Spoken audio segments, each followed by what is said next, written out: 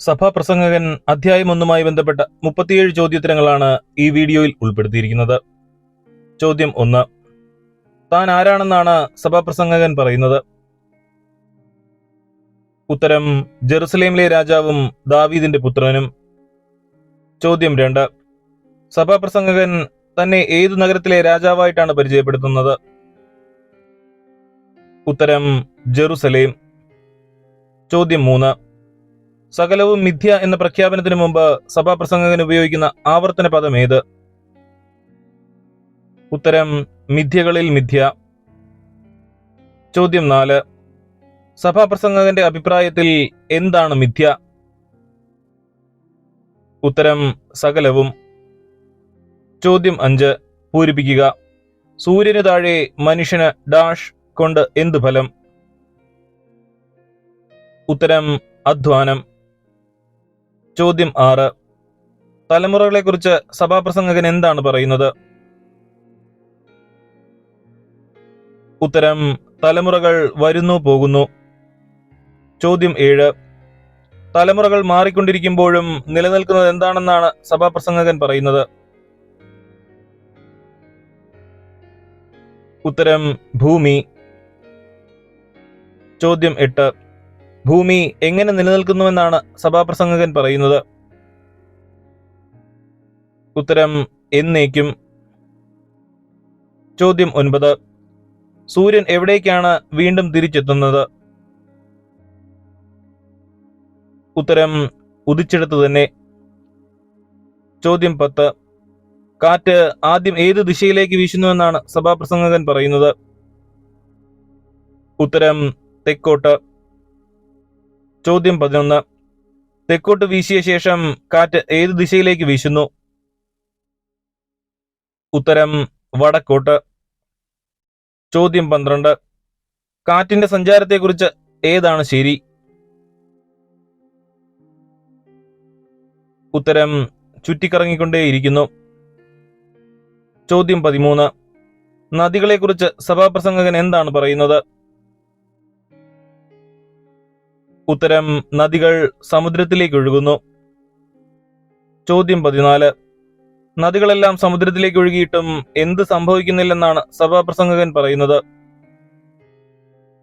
ഉത്തരം: സമുദ്രം നിറയുന്നില്ല. ചോദ്യം 15. നദികളുടെ ഒഴുക്ക് വീണ്ടും എവിടേക്കാണ് തുടരുന്നത്? ഉത്തരം: ഉറവിടത്തിലേക്ക്. ചോദ്യം 16. സഭാപ്രസംഗകന്റെ അഭിപ്രായത്തിൽ മനുഷ്യന് ക്ലേശഭൂയിഷ്ടമായിരിക്കുന്നത് എന്താണ്? ഉത്തരം: സകലവും. ചോദ്യം 17. പൂരിപ്പിക്കുക. സകലവും മനുഷ്യന് ക്ലേശഭൂയിഷ്ടം ഡാഷ് മനുഷ്യന് അസാധ്യം. ഉത്തരം: അത് വിവരിക്കുക. ചോദ്യം 18. സഭാപ്രസംഗകന്റെ അഭിപ്രായത്തിൽ ഉണ്ടായതിന് എന്തു സംഭവിക്കും? ഉത്തരം: വീണ്ടും ഉണ്ടാകും. ചോദ്യം 19. ചെയ്തതിന് എന്ത് സംഭവിക്കുമെന്നാണ് സഭാപ്രസംഗകൻ പറയുന്നത്? ഉത്തരം: വീണ്ടും ചെയ്യുന്നു. ചോദ്യം 20. പുതുതായൊന്നുമില്ലാത്തത് എവിടെയാണ്? ഉത്തരം: സൂര്യന് കീഴേ. ചോദ്യം 21.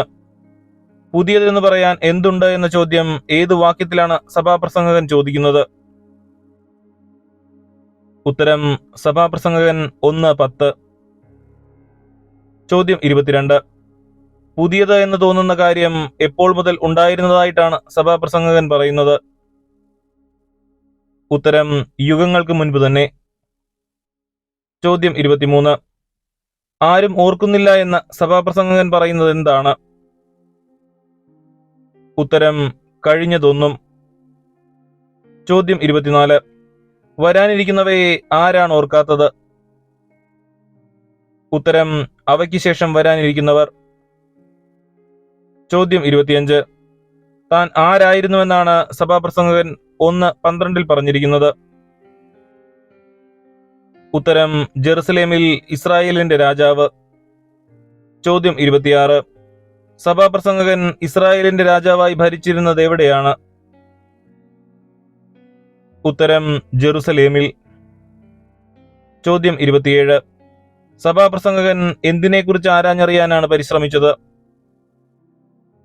ഉത്തരം ആകാശത്തിന് കീഴെ സംഭവിക്കുന്നതെല്ലാം. ചോദ്യം 28.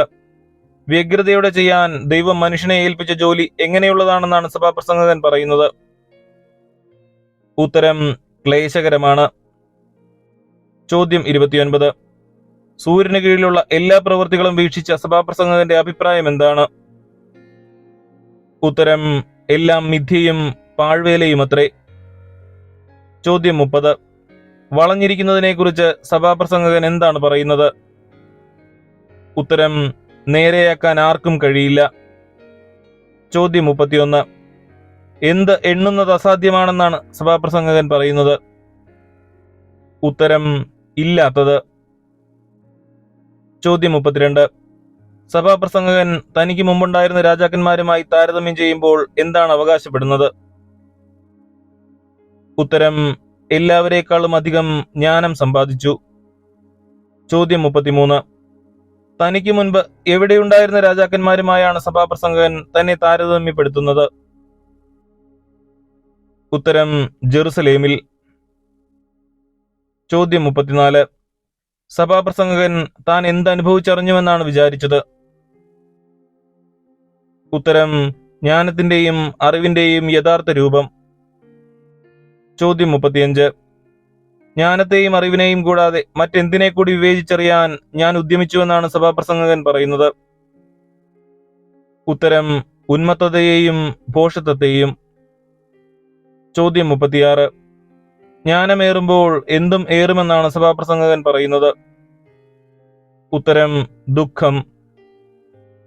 ചോദ്യം 37.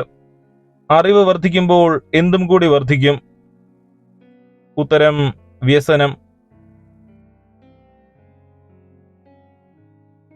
2026 ലോഗോസ് ക്വിസിന് തയ്യാറെടുക്കാൻ സഹായിക്കുന്ന വീഡിയോ സീരീസിലെ ഈ ഭാഗം ഇവിടെ അവസാനിക്കുകയാണ്. ഈ വീഡിയോ നിങ്ങൾക്ക് ഉപകാരപ്രദമെന്ന് തോന്നിയാൽ ലൈക്ക് ചെയ്യാനും ഷെയർ ചെയ്യാനും മറക്കരുത്. നിങ്ങളുടെ അഭിപ്രായങ്ങളും നിർദ്ദേശങ്ങളും കമന്റിലൂടെ അറിയിക്കുമല്ലോ. നമ്മുടെ ചാനൽ ആദ്യമായി കാണുന്നവർ സബ്സ്ക്രൈബ് ചെയ്യുന്ന കാര്യം കൂടി ഒന്ന് പരിഗണിക്കണേ. അടുത്ത വീഡിയോയുമായി ഉടൻ തന്നെ മടങ്ങി വരാം. എല്ലാവർക്കും നന്ദി.